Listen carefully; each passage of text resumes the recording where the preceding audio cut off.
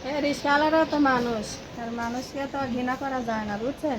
রিস্কাওয়ালারা যদি মনে করেন ভালোবাসে আমাকে বিয়ে করে করবো, তারা তো মানুষ, রিক্সা চালালে কি হইব? তারা তো ইনকাম। আমার আগে পরে বিয়া শাদি হই নাই, কারণ গরিব দেখা, বুঝছেন? তার জন্য বিয়া শাদি হই নাই। আর যদি পড়ালেখা থাকতো তাহলে তো ভালো পরিবেশে বিয়া শাদি হইতো, বুঝছেন? তার জন্য তো সেটা আর হবে না যেখানে। আসসালামু আলাইকুম দর্শক, আপনাদের প্রীতীয় শুভেচ্ছা জানিয়ে শুরু করছে আমাদের আজকের প্রতিবেদন।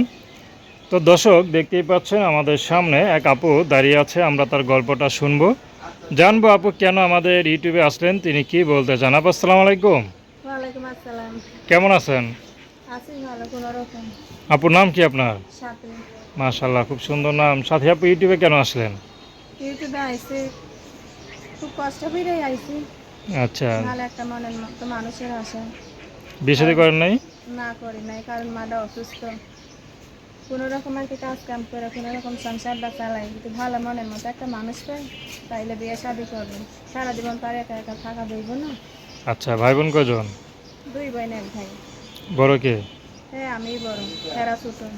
আচ্ছা, তো এখন এই যে ইউটিউবে আসলেন কি বিয়ে শাদীর জন্য না অন্য কোনো উদ্দেশ্য আছে কোনটা? না, যদি ভালো একটা মনের মতো মানুষ পাই বিয়া বসবো, যাতে তো সুখের দেখে আমাদের পাশে থাকতে পারে।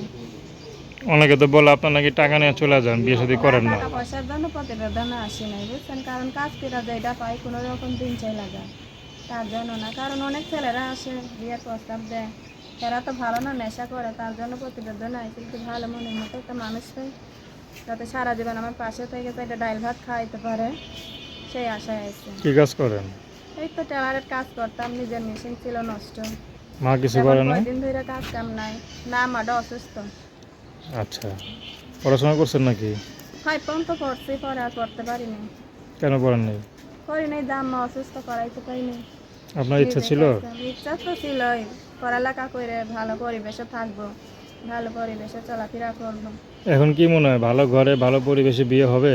এটা হচ্ছে ভাগ্য, যদি থাকে তাহলে। তার আর না জন্য হইলে? প্রতিবেদনে আইছে, দেখি। আর যদি না হয়? না হইলে হইব না কেন, সেটা প্রতিবেদনের সামনে। ভাগ্যে যদি মনে করেন একজন রিক্সাওয়ালা ছেলের সাথে বিয়ে হয়, আপনি কি সেটা মানিয়ে নিয়ে আর সংসার করতে পারবেন? আচ্ছা, যদি থাকে, এটা ভাগ্য যদি থাকে, তো তাহলে বসবো। সে যদি আমার পাশে থেকে সারা জীবন আমার পাশে থাকতে পারে, খাইতে পারে, তো রিক্সাওয়ালা যদি রিক্সা চালাই খাইতে পারে, থাকুন। আপনার নাম কি? সাথে তো দর্শক, তার নাম্বারটা 0133854367। আমি নাম্বারটা আবার বলছি, 0133854367। তো দর্শক, প্রেম ভালোবাসা সাহায্য সহযোগিতা বিয়ে শাদী করা আপনাদের ব্যক্তিগত ব্যাপার।